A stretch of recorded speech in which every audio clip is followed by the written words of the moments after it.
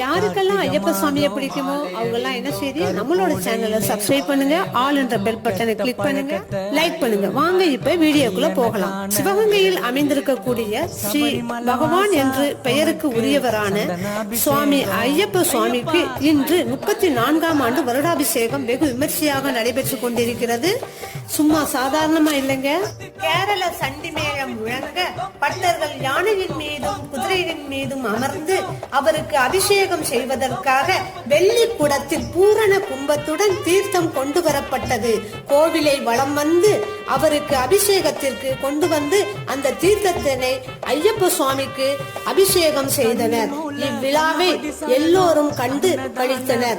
மேலும் நமது சப்ஸ்கிரைபர்கள் அனைவருக்கும் ஐயப்ப சுவாமியின் ஆசையும் அருளும் கிடைக்க, எல்லா செல்வமும் பெற்று நீண்ட ஆயுளுடன் வாழ ஐயப்ப சுவாமியை வணங்கி விடைபெறுகிறேன். நன்றி, வணக்கம்.